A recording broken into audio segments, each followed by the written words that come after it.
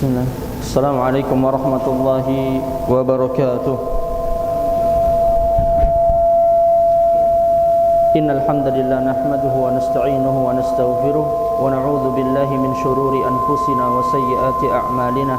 Man yahdihillahu fala mudilla lahu wa man yudlil fala hadiya lahu. Ashhadu an la ilaha illallah wahdahu la syarika lahu wa ashhadu anna Muhammadan 'abduhu wa rasuluh. Ya ayyuhalladzina amanu taqullaha haqqa tuqatih wa la tamutunna illa wa antum muslimun.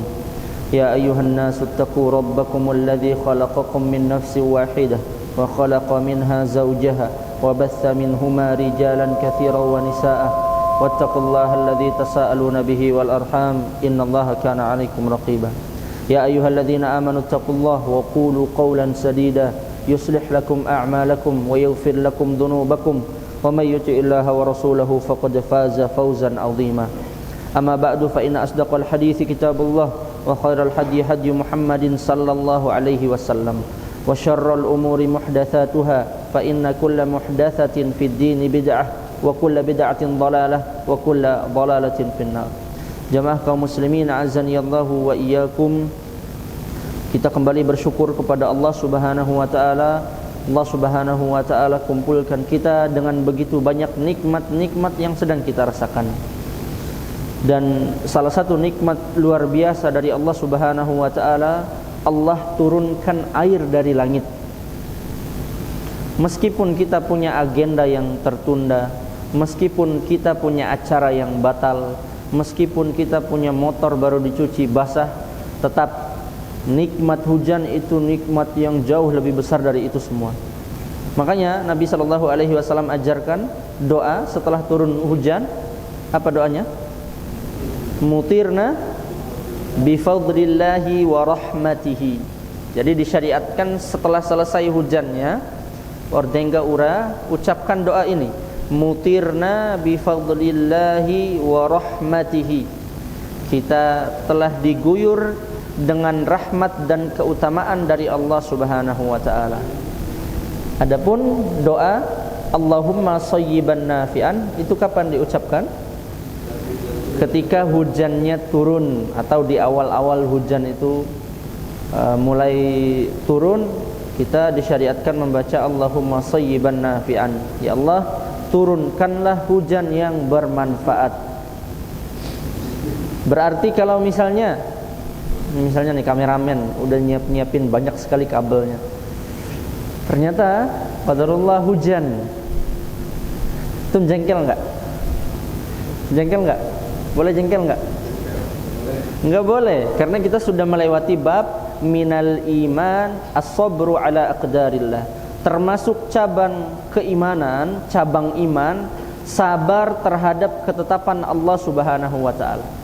Baik, hari ini jamaah kaum muslimin azanillahu wa iyyakum, kita kembali melanjutkan pembahasan kita dari kitab Fathul Majid li syarhi kitab Tauhid. Kita sudah masuk bab ke 38. Benar, 38. 38 apa 37?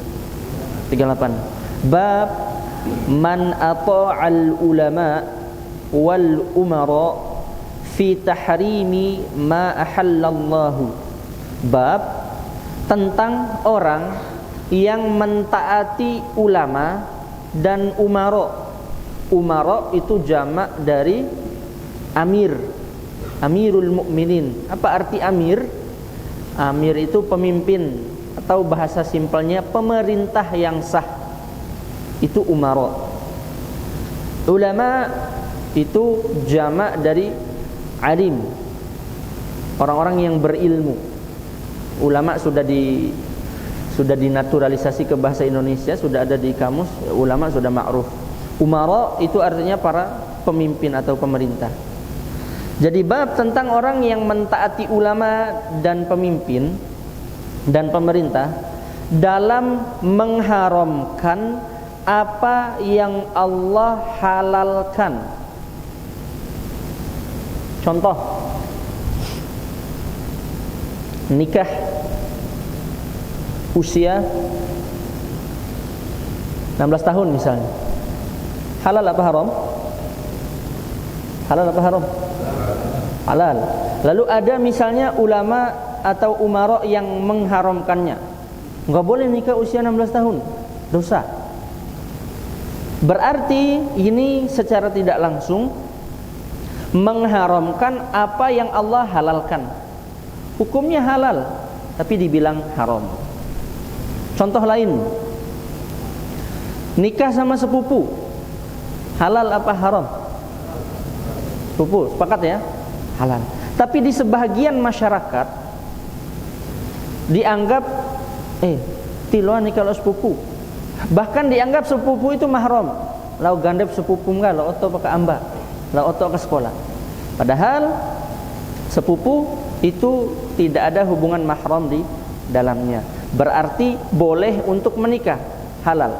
Ketika ada ulama atau umara atau siapapun itu yang mengharamkan apa yang sudah Allah halalkan, maka ini masuk bab yang sedang kita bahas.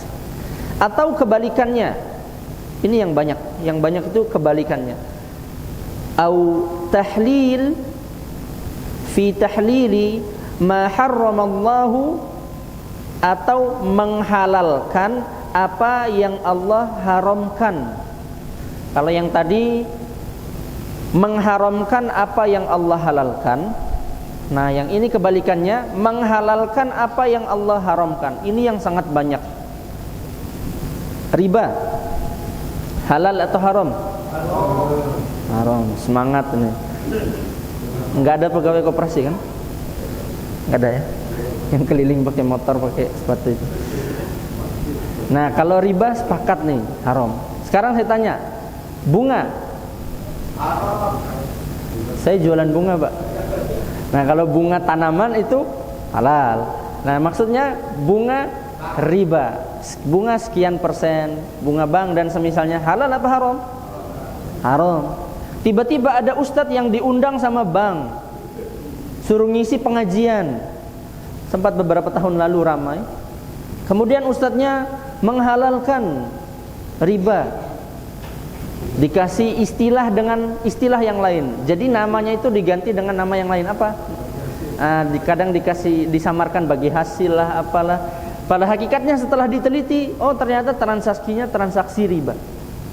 Maka ini yang dikhawatirkan, menghalalkan apa yang Allah Subhanahu wa taala haramkan. Kadang sebahagian sudah tahu jelas haram, hingga waliku Google kak, hingga wali internet cari fatwa yang menghalalkan ini. Semua kalau dicari-cari, antum kalau cari-cari fatwa yang menghalalkan bisa ketemu. Bahkan ada sebahagian ulama yang membolehkan nikah tanpa wali. Ada lagi sebagian ulama yang membolehkan nadhar itu boleh dilihat semua dari ujung kaki sampai ujung kepala, dari atas sampai bawah boleh dilihat semua, nggak usah ditutup. Kalau antum cari-cari, namanya cari-cari celah dalam Islam dengan dalil perkataan ulama, ini kan perkataan ulama, ini kan perkataan ulama, maka akan banyak kerancuan di tengah agama. Dalil kita bukan ujuk-ujuk perkataan ulama. Dalil kita yaitu Allah Subhanahu wa taala berfirman di ayat yang akan kita baca, fa in tanaza'tum fi syai'in farudduhu ila Allahi war Rasul. Kalau kalian berbeda pendapat tentang suatu perkara dalam masalah agama, kembalikan kepada siapa? Allah dan Rasul. Apa maksudnya Allah dan Rasul? Dikira kampanye lagi begini. Allah dan Rasul sama. Allah dan Rasul. Allah artinya kembalikan kepada kitabullah. Rasul kembalikan kepada hadis Nabi sallallahu alaihi wasallam. Maka dua sumber ini yang menjadi rujukan kita. Kemudian bukan berarti kita tidak mengambil perkataan ulama. Justru perkataan ulama itu kita gunakan untuk memahami dua ini. Tidak digunakan untuk cari-cari celah. Akhirnya yang awalnya haram jadi halal. Itu yang dikhawatirkan. Faqad ittakhadhahum arbaban min dunillah. Maka mereka telah menjadikan dua kelompok tadi, dua orang tadi, yaitu ulama dan umara, sebagai Tuhan-Tuhan tandingan selain Allah Subhanahu wa taala.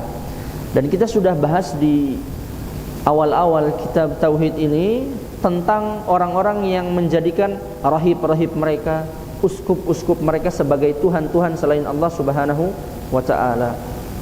Ketika uskup mereka menghalalkan babi misalnya, padahal di kitabnya Allah Subhanahu wa taala haramkan babi tersebut, maka mereka lebih memilih perkataan para ulamanya dibandingkan dengan apa yang Allah Subhanahu wa taala tetapkan. Itu judulnya. Jadi judulnya panjang ya. Saya ulangi judulnya, Man ata'al ulama wal umara fi tahrimi ma ahallallah aw tahlili ma harramallah faqad ittakhadhahum arbaban min dunillah. Bab tentang orang yang mentaati ulama dan umara dalam menghalalkan apa yang Allah Subhanahu wa taala haramkan atau mengharamkan apa yang Allah Subhanahu wa taala halalkan, maka dia sungguh telah menjadikan ulama dan umara itu sebagai tuhan-tuhan tandingan selain Allah Subhanahu wa taala. Jadi di sini Syekh Muhammad At-Tamimi rahimahullahu taala, beliau sedang menjelaskan salah satu cabang kesyirikan, yaitu syirkut ta'ah, syirik dalam hal ketaatan. Apa maksudnya syirkut ta'ah? Ini yang sering dijadikan dalil oleh orang-orang sempalan-sempalan JI dan semisalnya, jamaah-jamaah bayangan dan semisalnya. Kemudian mereka mengkafirkan secara serampangan. Dan perkara umara di judul kita ini adalah pemimpin yang sah, pemerintah yang sah. Karena banyak organisasi-organisasi sekarang, organisasi abal-abal, jamaah abal-abal, pakai istilah ada gubernur wilayah ini, ada amir wilayah ini. Ini amir-amir, umara-umara bayangan, tidak dianggap. Yang dianggap di sini adalah pemerintah yang sah, bukan pemerintah yang diangkat oleh organisasi-organisasi tertentu, ormas-ormas tertentu, jamaah-jamaah tertentu, seperti yang kita lihat di tubuh jamaah Islamiyah JI yang sudah pecah lagi jadi JJJ dan semisalnya, banyak sekali J-nya. Maka meskipun mereka menamakan dirinya sebagai amir, sebagai gubernur wilayah ini, sebagai pemimpin wilayah ini, tidak kita anggap. Yang dianggap adalah pemerintah yang sah. Kemudian dalam bab ini maka perlu kita bahas tentang dua jenis ketaatan. Ada dua jenis ketaatan. Yang pertama, ketaatan yang disyariatkan. Yang kedua, ketaatan yang haram atau yang bertentangan dengan syariat. Ketaatan yang disyariatkan itu terbagi lagi menjadi dua. Yang pertama, taat mutlak, taat yang sifatnya absolut, harus taat, tidak ada pilihan lain. Dan jenis taat yang kedua, taat yang disyariatkan, yaitu taat bersyarat. Apa maksudnya taat mutlak? Yaitu seperti dalam firman Allah Subhanahu wa taala, Ya ayyuhalladzina amanu ati'ullah wa ati'ur rasul wa ulil amri minkum. Wahai orang-orang yang beriman, taatlah kepada Allah Subhanahu wa taala, taatlah kepada Rasulullah sallallahu alaihi wasallam dan ulil amri di tengah-tengah kalian. Maka taat yang mutlak itu yang dua poin pertama. Taat mutlak, taat yang harus taat, itu dua poin yang pertama. Taat kepada Allah dan taat kepada Rasul. Contoh, Allah Subhanahu wa taala wajibkan untuk kaum muslimin salat 5 waktu. Maka ini masuk taat mutlak atau taat bersyarat. Taat mutlak karena harus dikerjakan. Jadi taat mutlak adalah semua kewajiban yang Allah Subhanahu wa taala perintahkan, baik itu dalam Al-Qur'an maupun di dalam hadis-hadis Nabi sallallahu alaihi wasallam. Taat yang kedua yaitu taat yang bersyarat. Taat yang bersyarat adalah kalimat potongan ketiga dari ayat tadi. Wa ulil amri minkum. Di ayat ini ada 2 kali kalimat ati'u diulang. Diksi ati'u, apa artinya ati'u? Ata'a yuti'u, taat. Kemudian dalam bentuk ati', taatilah.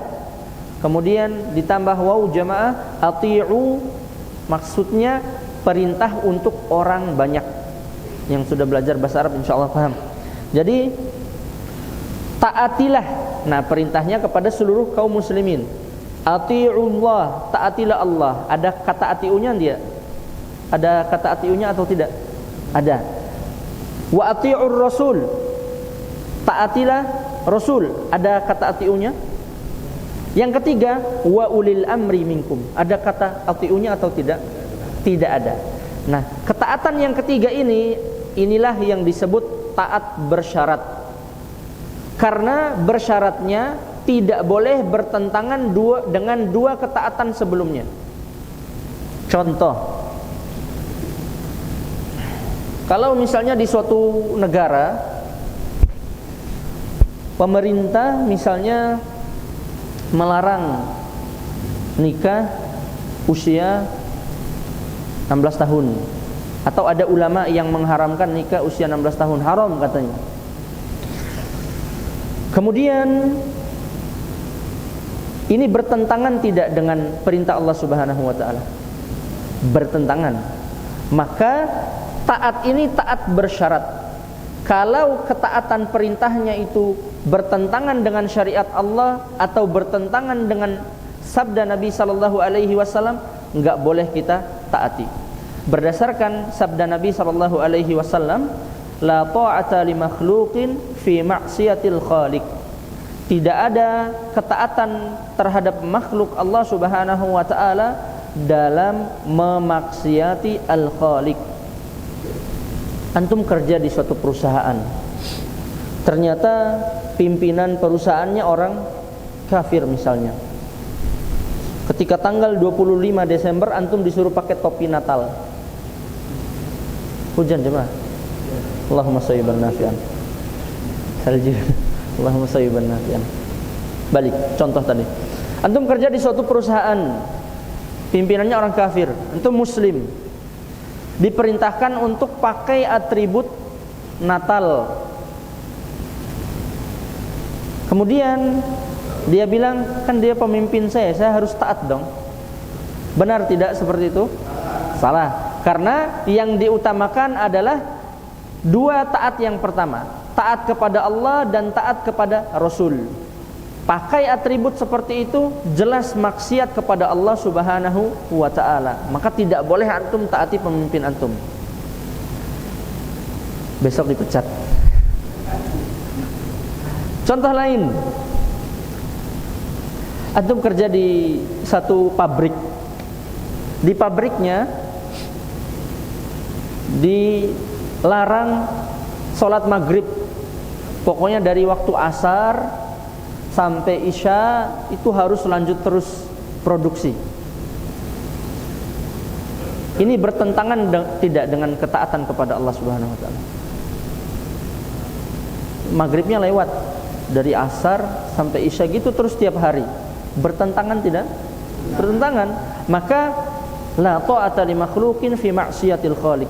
Tidak boleh mentaati makhluk dalam rangka memaksiati al-khaliq. Contoh lain, kita punya orang tua, lalu ternyata orang tua kita belum mau menerima Islam. Kita sudah mu'alaf, sudah masuk agama Islam.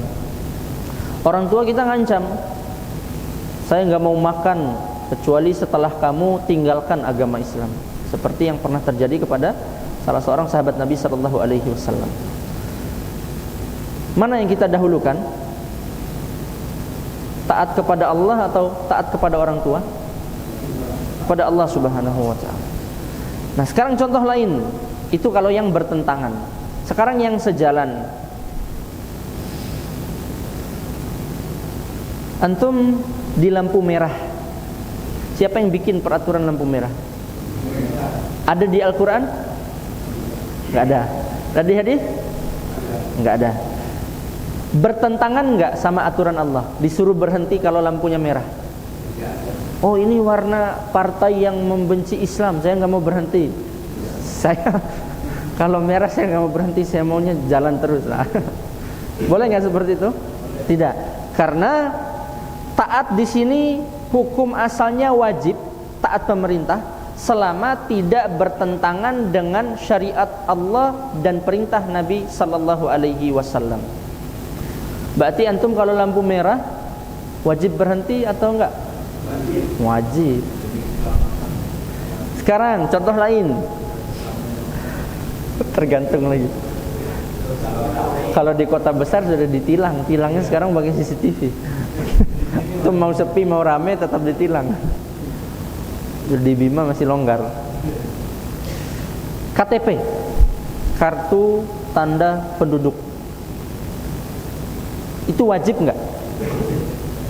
Dari sisi keduniaan, dari sisi regulasi pemerintah, aturan pemerintah, warga negara Indonesia wajib atau tidak punya KTP? Pemerintah mewajibkan sesuatu, yang sesuatu ini ada di Al-Quran nggak KTP? Di hadis? Nggak ada juga. Di Al-Quran nggak ada, di hadis nggak ada. Ada bertentangan nggak dia sama syariat Allah Subhanahu Wa Taala? Ada sedikit. Apa? Foto. Ya. Kita nggak bahas hukum fotonya. Kita fokus ke aturan pemerintah. Jadi ketika dalam hal ini antum diwajibkan oleh pemerintah, bahkan di sisi lain antum dipersulit, nggak akan bisa hidup tenang kalau nggak punya KTP.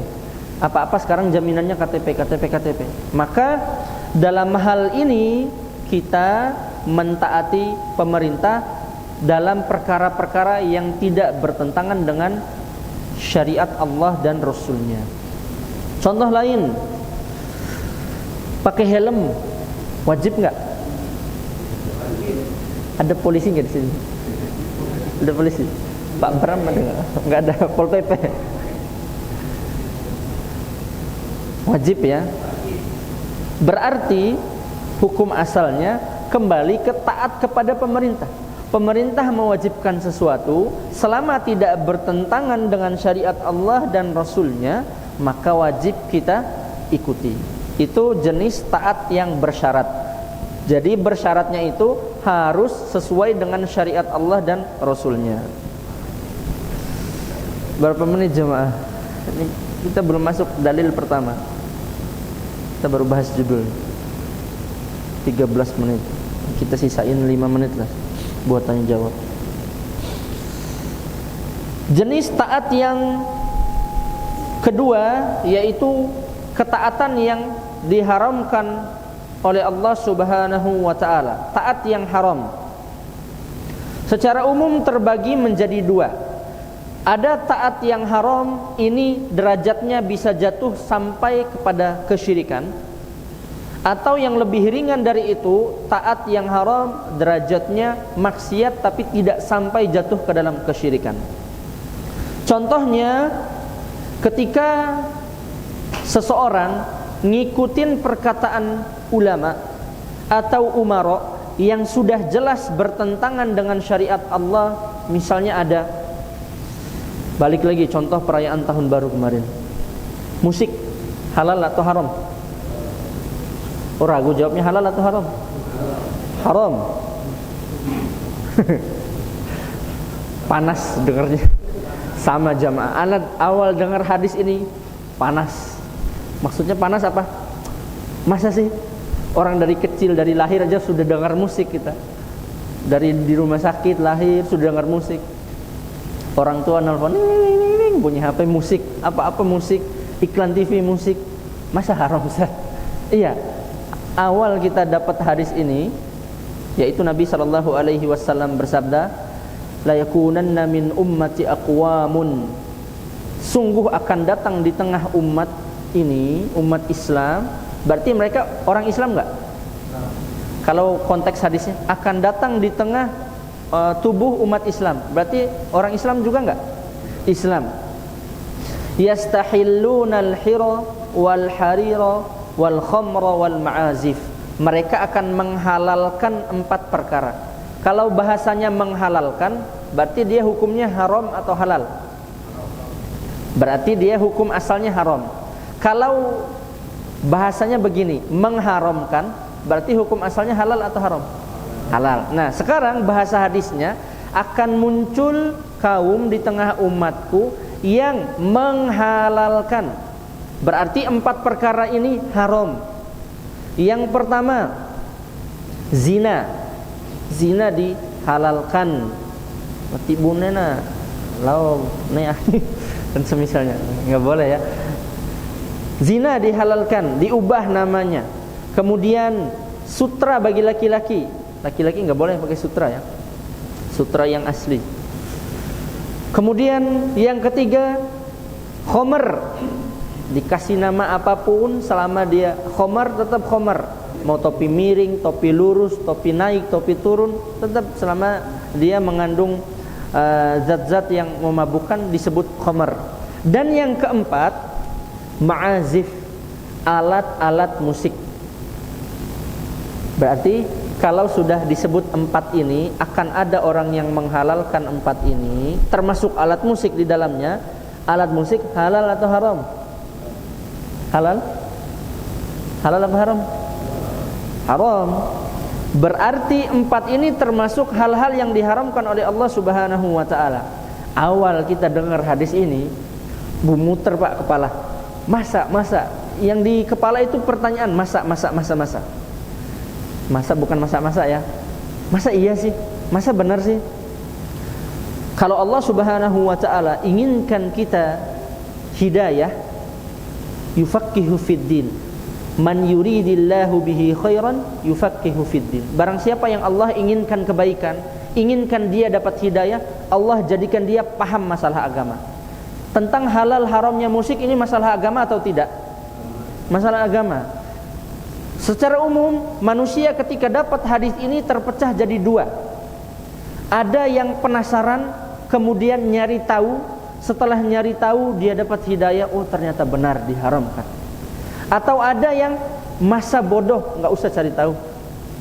Sudah biasa kok main musik, masa tiba-tiba ada hadis yang mengharamkannya.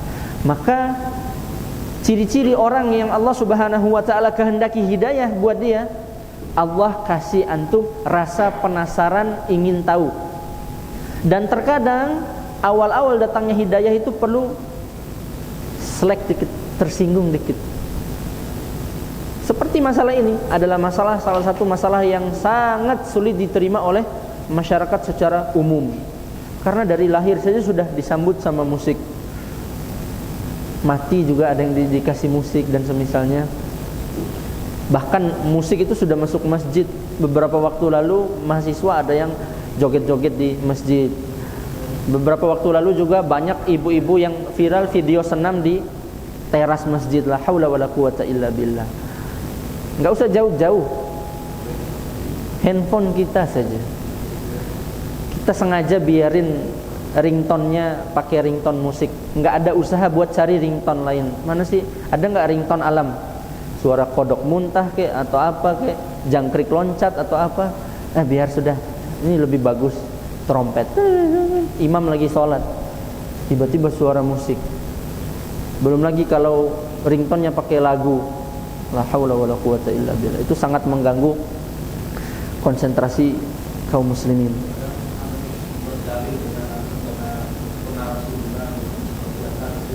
Apa? Oh iya, itu namanya duf. Duf itu menjadi pertanyaan. Duf itu memang pengecualian dari Nabi SAW, tapi pengecualiannya yang bersyarat, enggak dibuka bebas. Duf itu boleh, syaratnya 1, ketika ada acara-acara besar, misalnya acara nikahan atau di hari raya boleh antum bukan antum ya, boleh menikmati duf. Duf itu kayak rebana tapi yang nggak ada kerincing-kerincingnya. Rebana polos. Bukan gendang juga sih. Kalau gendang nanti jadi perkusi. Enggak. Ya rebana tapi yang nggak ada kerincing-kerincingannya, ya rebana polos. Dan itu pun yang memainkan adalah anak-anak wanita, anak-anak kecil. Bukan dipanggil kelompok pengajian muslimah ini akan membawakan rebana ini. Enggak. Tapi daf ini boleh dengan syaratnya ketat. Bukan ujuk-ujuk tiba-tiba nanti antum bikin marawis di masjid ini. Yang main semua yang sudah tua-tua, yang rambutnya sudah putih. Enggak. Syaratnya luar biasa jelas dari Nabi SAW. Jadi jangan sampai kita menggampangkan. Kan boleh di zaman Nabi SAW. Emang ada Abu Bakar main begini-begini tek-tek. Ada enggak sahabat-sahabat senior yang main gendang? Enggak ada. Itu ya. Sampai mana kita pembahasannya, melebar jamaah. Nah, balik lagi ke musik. Musik kita simpulkan halal atau haram? Haram. Itu baru satu dalil. Masih banyak dalil-dalil lain bagaimana tegasnya para sahabat ketika mereka melewati suara seruling mereka tutup telinga. Bahkan nyanyian itu dicela dalam Al-Qur'an, dalam surah Luqman ayat 4. Jadi musiknya sudah haram, nyanyiannya tercela. Maka pernah enggak sudah ada enggak ustadz yang menghalalkan musik? Ada banyak atau sedikit? Banyak. Biasanya yang viral-viral. Kenapa? Karena sudah terlanjur masuk ke dalam dunia-dunia entertain, sudah terlanjur terjerumus terlalu dalam. Ketika mengingkari sesuatu itu akhirnya susah. Makanya kaum muslimin itu bukan dipaksain bersatu, harus dipaksain sesuai sunnah, sesuai Al-Quran dan sesuai sunnah dulu, baru bisa bersatu. Jangan bersatu baru benarnya belakangan. Enggak. Seperti orang-orang bikin persatuan akhirnya menggulingkan ini. Akan ada kelas-kelas di tengah mereka yang mereka sendiri hau ade buat negur. Hau ade, kita kan sudah bersatu, sudah punya satu naungan organisasi, satu naungan lembaga. Persatuan yang hakiki adalah persatuan di atas Al-Quran dan As-Sunnah ala fahmis salaf. Itu persatuan yang hakiki. Bukan persatuan yang satu maulidan, yang satu enggak maulid, yang satu masih main musik, yang satu enggak boleh musik. Itu namanya persatuan-persatuan yang bukan persatuan yang hakiki, persatuan-persatuan yang semu. Jadi persatuan itu di atas akidah dan manhaj yang benar. Maka kalau kembali lagi ke masalah musik, sudah jelas itu adalah perkara yang diharamkan oleh Allah Subhanahu wa taala. Mungkin sebagian kaum muslimin yang baru dapat hadis ini awal-awal enggak nerima. Sama seperti saya. Waktu kecil kita sudah biasa dikasih makan musik, nonton TV dikit-dikit musik, buka HP dikit-dikit musik. Semua ada musiknya, games lah, aplikasi lah ada musik. Maka bagaimana kita sebagai kaum muslimin setelah tahu hadis ini minimal ada rasa penolakan dalam hati. Yang awalnya kita biasa aja dengar biduan nyanyi, dengar orang karaokean, dengar orang dangdutan di acara hajatan. Ciri iman kita semakin naik, iman kita bertambah ketika kita dengar hal-hal itu kita risih, bukan kita enjoy. Bukan tambah goyang ya, atau tambah gini-gini ya. Maka ini juga ujian berat bagi kaum muslimin. Lebih-lebih lagi di beberapa hari yang lalu ketika perayaan-perayaan tahun baru, di mana-mana karaoke, rumah ini mau karaoke. Bingung kita yang mana yang pusing lama-lama. Jadi jamaah kaum muslimin azanillahu wa iyyakum, meskipun banyak kiai yang bilang itu halal, boleh katanya. Bahkan ada narasi-narasi mau R&B, mau rock and roll, mau jazz, selama isinya kebaikan maka boleh. Nah, ini bertentangan sekali dengan apa yang Allah Subhanahu wa taala turunkan di dalam Al-Qur'an dengan hadis-hadis dari Nabi sallallahu alaihi wasallam. Bahkan imam-imam 4 mazhab itu semuanya mengharamkan musik. Cari mazhab mana, imam mazhab mana yang menghalalkan musik. Ada enggak Imam Syafi'i main seruling, main gitar dan semisalnya? Wallahu taala alam. Kita azan dulu sejenak.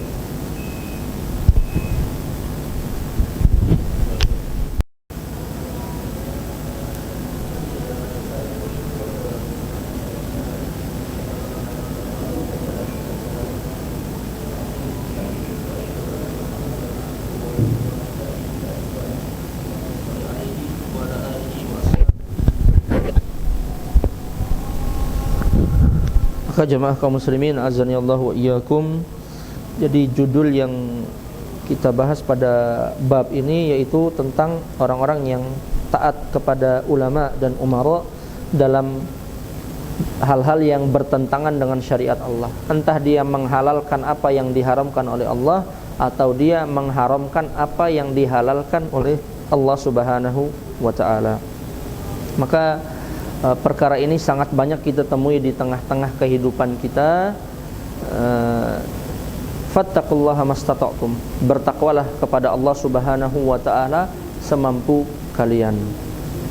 Bahkan salah satu contohnya Syekh Shalih Fauzan hafizahullah taala beliau ditanya, pernah ada salah seorang penanya bertanya, "Wahai Syekh, bolehkah saya mencukur jenggot saya karena di negara tempat saya tinggal itu menjadi syarat masuk ketentaraan itu harus cukur jenggot. Bolehkah saya mencukur jenggot saya demi saya bisa masuk ketentaraan?" Syekh menjawab dengan tegas, tidak boleh. Tinggalkan perkara itu, tinggalkan ketentaraan, insyaallah Allah akan berikan sesuatu yang lebih baik bagimu daripada ikut seperti itu. Ana tanya, jenggot wajib atau enggak wajib? Jenggot itu salah satu sunnah yang wajib. Jadi jangan bingung dengan kata sunnah ya. Ada sunnah yang hukumnya mustahab, ada sunnah yang hukumnya wajib.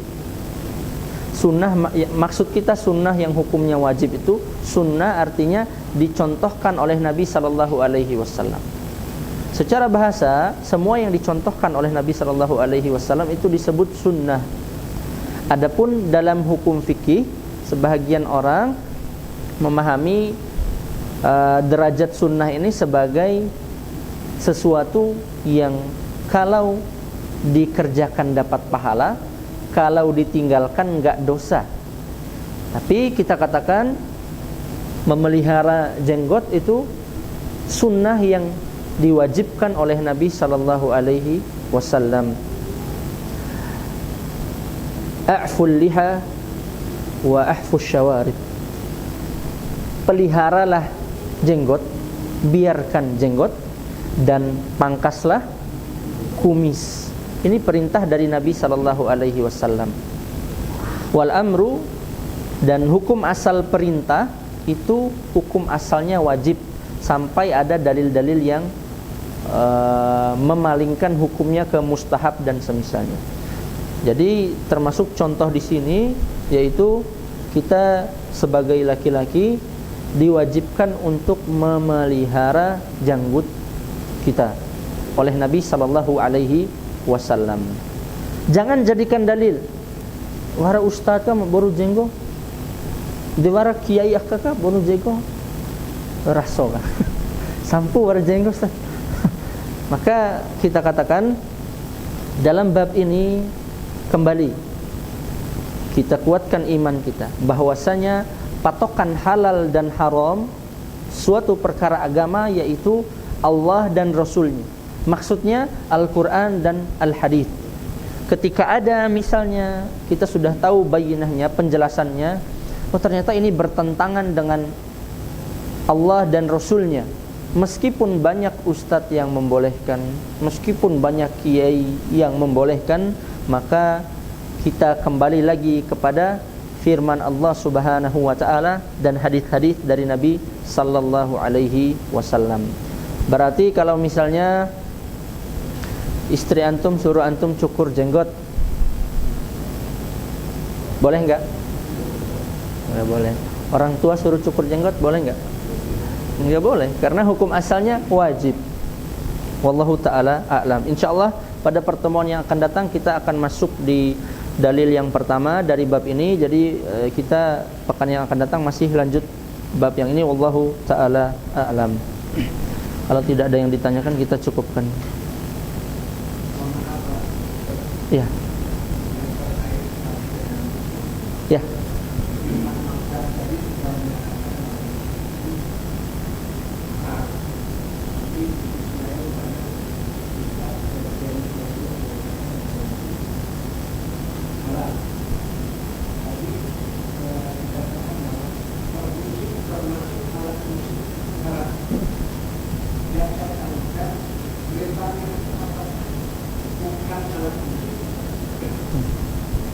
Baik.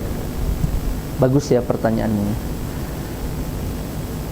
Di dalam kita mengambil hukum ada perlunya kita melihat dari banyak sisi dalil. Jadi tidak satu dalil kita terapkan semua pokoknya harus begini.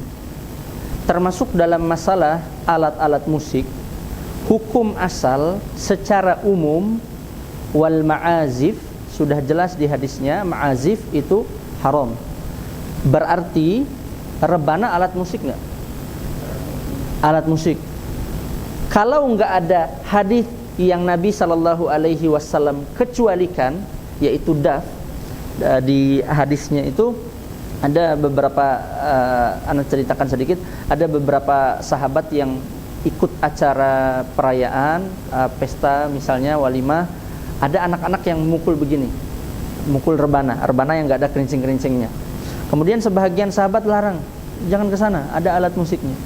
Lalu Nabi sallallahu alaihi wasallam membiarkan hal tersebut dan ditambah keterangan oleh para sahabat yang lain, wa rakhasa fihi an-nabiy sallallahu alaihi wasallam. Nabi sallallahu alaihi wasallam memberikan rukhsah, keringanan dalam satu alat ini saja. Berarti seruling halal atau haram? Haram. Kenapa haram? Karena balik ke hukum asal. Hukum asalnya haram. Semua alat musik hukum asalnya haram, dikecualikan satu sama Nabi SAW, yaitu daf, rebana yang enggak ada kerincing-kerincingnya. Tapi enggak haramnya itu bolehnya boleh bersyarat. Bukan berarti antum pulang dari sini main rebana, tek-tek, enggak, ya. Setelah ini syaratnya sudah kita jelaskan tadi. Yang mainin itu anak-anak, biasanya anak-anak wanita, anak-anak kecil-kecil. Kemudian dimainkan di perayaan-perayaan seperti acara nikahan atau bahkan di hari-hari Id, Idul Adha dan Idul Fitr. Wallahu ta'ala a'lam. Jadi jelas ya. Yang baru dengar hadis ini kaget, ya iya kaget. Sama, saya dulu juga kaget dengar hadis ini. Tapi setelah kaget saya cari tahu.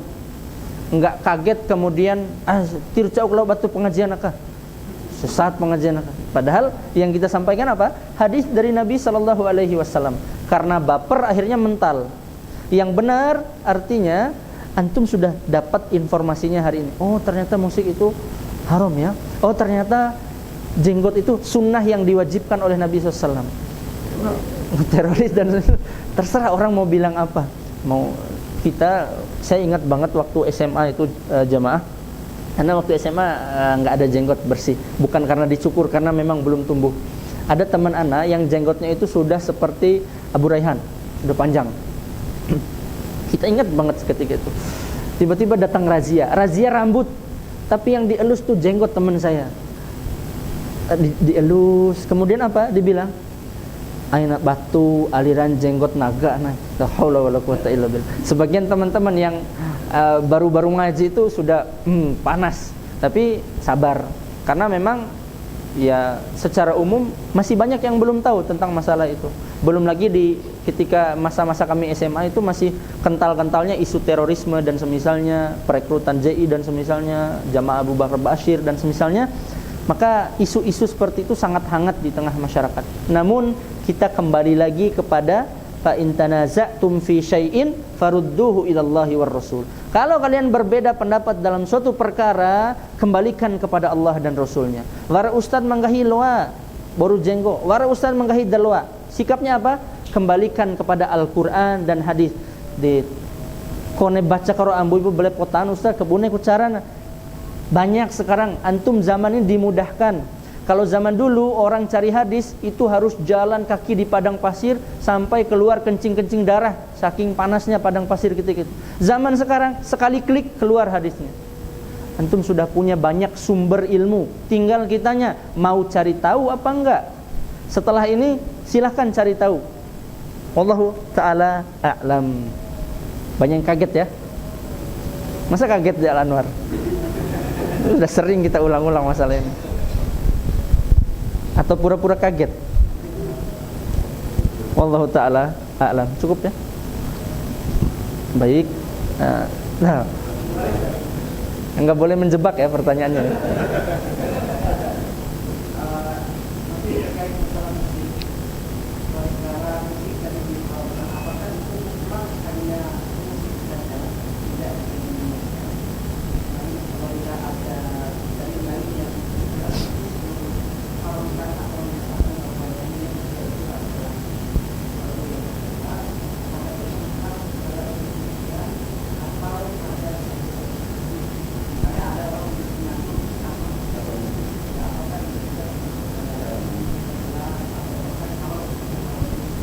Baik, bagus pertanyaannya.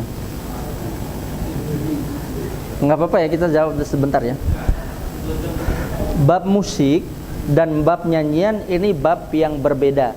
Tapi dua bab ini sering digandengkan. Karena memang nyatanya di kenyataan kita lihat sangat sering digandengkan. Kalau ada musik ya ada nyanyian. Kalau ada nyanyian ya ada musik.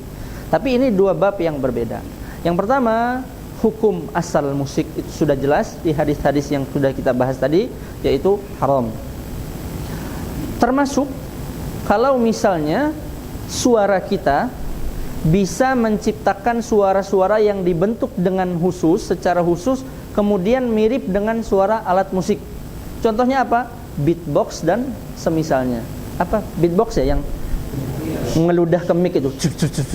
Ya. Nah itu kan dimirip-miripi dengan suara musik. Nah itu kembali ke hukum asal musik. Kemudian terkait nyanyian, dalil yang jelas itu ada dalam surah Luqman ayat 4. Wa minan nas may yashtari lahwal hadits liyudilla an sabilillahi bighairi ilm. Dan di antara manusia ada yang menggunakan lahwal hadits, perkataan-perkataan yang dusta dan sesat, untuk menyesatkan manusia dari jalan Allah dengan tanpa ilmu. Kemudian sahabat yang mulia Abdullah bin Mas'ud radhiyallahu taala an, beliau menafsirkan hadis ini dengan mengatakan, wallahi innahu huwal ghina. Demi Allah, maksud dari lahwal hadis di ayat tersebut, perkataan-perkataan yang sia-sia adalah nyanyian-nyanyian. Maka nyanyian itu hukumnya tercela, jadi haram ketika dia melalaikan dari agama Allah. Apa contohnya? Contohnya misalnya nyanyian-nyanyian yang mengandung syahwat, nyanyian-nyanyian yang melalaikan dari hafalan Al-Quran. Anak-anak sekarang nyanyinya apa? Saeng-saeng, apa itu yang bahasa Jawa itu? Ya, anak nggak paham lah apa. Kenapa ini pada ngulang? Nah, yang iklannya sosis itu ya, sosis apa sonis? Itu dilancarin. Contoh lagi apa? Nyanyian Sopi. Dulu kan rame itu nyanyian Sopi. Gimana nyanyinya? Si Tukul yang nyanyi. Nah, nyanyian-nyanyian kalau sudah sampai tingkat melalaikan kita dari Al-Quran, lebih-lebih lagi menjauhkan kita dari jalan Allah. Nyanyian-nyanyian cengeng, putus cinta lah, saya inilah, sedih lah, patah hati, dan semisalnya. Itu jelas nyanyian-nyanyian yang melalaikan dari jalan Allah Subhanahu wa taala. Namun para ulama memberi keringanan dalam perkara nyanyian. Kalau nyanyiannya digunakan hanya untuk misalnya memotivasi, atau digunakan oleh anak-anak untuk memudahkan menghafal pelajaran dan tidak ada unsur melalaikan dari agama Allah, maka ini boleh. Contohnya apa? Nyanyian-nyanyian yang dibuat untuk pelajaran anak-anak guru SD. Nah itu kan antum yang belajar bahasa Arab itu kadang pakai nada. Itu digunakan untuk maslahatnya lebih besar. Lebih-lebih lagi nggak melalaikan kita dari Al-Quran. Tapi kalau nyanyiannya sudah pagi nyanyi itu, bawa motor nyanyi itu, sambil makan nyanyi itu sudah melalaikan. Maka hukum asalnya tidak mengapa, akan tapi bisa jatuh sampai derajat haram kalau sudah melalaikan atau bahkan menyesatkan manusia dari jalan Allah Subhanahu wa taala. Wallahu taala a'lam. Ini yang bisa kita bahas pada pertemuan ini. Lebih dan kurangnya kami mohon maaf. Yang benar datang dari Allah Subhanahu wa taala, yang salah dan keliru karena kelemahan pribadi saya. Kita tutup dengan doa kafaratul majlis. Subhanakallahumma wa bihamdika asyhadu an la ilaha illa anta astaghfiruka wa atubu ilaik. Wassalamu alaikum warahmatullahi wabarakatuh.